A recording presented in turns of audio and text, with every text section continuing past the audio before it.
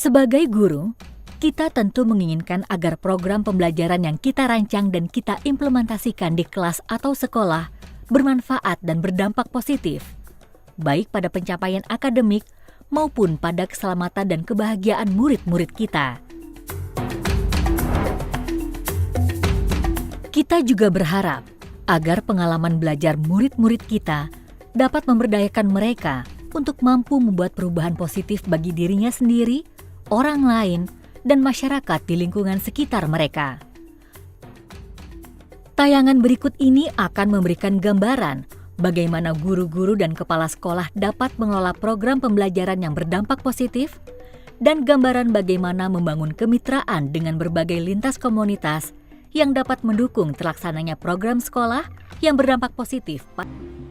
Menurut saya, pengelolaan program yang berdampak pada murid adalah soal bagaimana kita dapat mendorong kepemimpinan murid di dalam setiap program yang kita rancang, baik itu program intrakurikuler, kokurikuler, maupun ekstrakurikuler. Murid-murid yang memiliki sikap kepemimpinan biasanya akan menjadi lebih mandiri dan merdeka dalam berpikir serta akan menunjukkan rasa tanggung jawab terhadap proses belajarnya sendiri. Dengan kemandirian berpikir dan bersikap tanggung jawab yang mereka miliki tersebut, mereka akan mampu mengambil tindakan-tindakan atau aksi-aksi yang dapat memberikan kontribusi positif bagi dirinya, masyarakat, dan lingkungan di sekitar mereka. Ketika ini terjadi, program pembelajaran yang kita lakukan tentunya akan memberikan pengalaman belajar yang luar biasa dan berdampak bukan hanya untuk murid tersebut saat ini, tetapi juga untuk seumur hidup mereka. Namun, membangun kepemimpinan murid ini tidaklah mudah, tidak semudah membalikan telapak tangan. Diperlukan paradigma atau cara pandang yang berbeda terkait dengan interaksi yang harus dibangun antara guru dan murid. Hubungan guru dan murid perlu berubah menjadi kemitraan dalam belajar. Guru-guru perlu secara sengaja membangun lingkungan belajar yang dapat mempromosikan kepemimpinan murid ini. Sebagai guru, saya ingin murid-murid saya dapat menjadi pemecah masalah yang kreatif, yang mampu mengatasi tantangan dalam kehidupan mereka dan berkontribusi pada lingkungan sekitarnya. Dalam berbagai proses pembelajaran yang saya lakukan, saya berupaya untuk memantik rasa kasmaran dan keingintahuan murid lewat pertanyaan-pertanyaan atas rupa-rupa fenomena.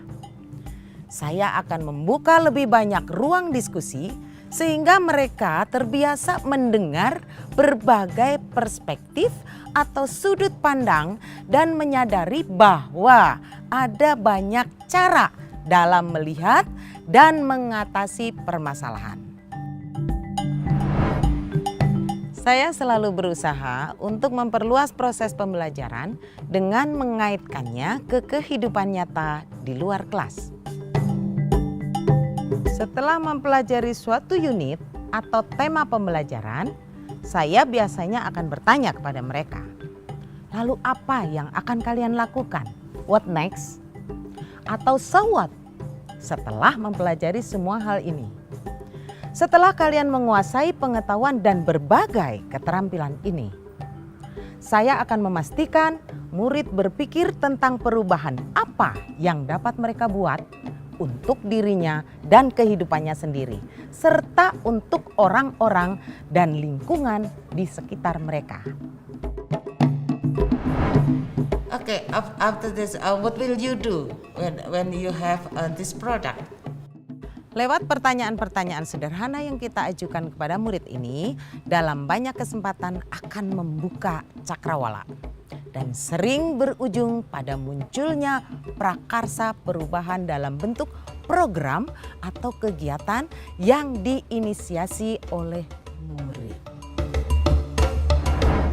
Menurut saya sangat penting untuk membantu murid-murid melihat kejadian yang ada di sekeliling mereka. berusaha membawa isu-isu hangat yang ada di sekitar mereka ke dalam kelas dan mengajak mereka untuk mendiskusikannya, serta mengaitkannya dengan apa yang sedang kami pelajari di kelas, agar mereka menyadari bahwa mereka merupakan bagian dari masyarakat dan komunitas yang lebih luas. Nama saya Abdul Basit Zubair Tangki dari Global Jaya. Saya adalah siswa kelas 6 yang juga anggota komite lingkungan di sekolah. Sebagai anggota komite, saya dan teman-teman anggota komite lingkungan bertemu secara berkala untuk mendiskusikan berbagai isu-isu lingkungan yang ada di sekolah kami. Eco-Friendly Challenges adalah sebuah kegiatan untuk menantang seluruh anggota komunitas sekolah melakukan suatu tindakan kebaikan untuk lingkungan dari rumah masing-masing. Saya membawa gagasan ini dalam rapat komite yang kemudian mendukung saya untuk mengkomunikasikan gagasan ini kepada kepala sekolah dan guru-guru. Saya senang dan merasa dihargai karena ide saya disambut dengan baik oleh sekolah. Saya juga senang karena ide ini menjadi sebuah tindakan nyata yang saya yakin akan berguna untuk lingkungan dan kita semua. Saya merasa berdaya untuk membuat perubahan yang baik untuk lingkungan. Melibatkan komunitas menjadi penting dalam membantu mewujudkan lingkungan belajar yang mendukung tumbuhnya kepemimpinan murid. Karena komunitas dapat membantu menyediakan kesempatan bagi murid untuk mewujudkan pilihan dan suara murid-murid kita. Komunitas juga membantu murid untuk belajar melihat dan merasakan dampak dari pilihan dan suara yang dibuatnya. Komunitas juga membantu membentuk identitas diri yang lebih kuat. Dan pada akhirnya juga membantu murid untuk dapat tumbuh menjadi agen perubahan yang dapat memberikan kontribusi yang berarti terhadap diri sendiri, orang lain, dan masyarakat di lingkungan sekitarnya.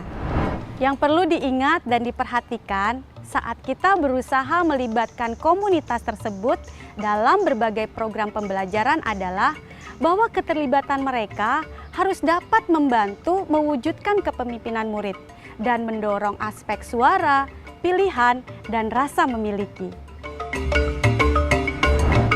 Ibu dan Bapak Guru, sudah siapkah mengelola program pembelajaran yang berdampak positif pada murid?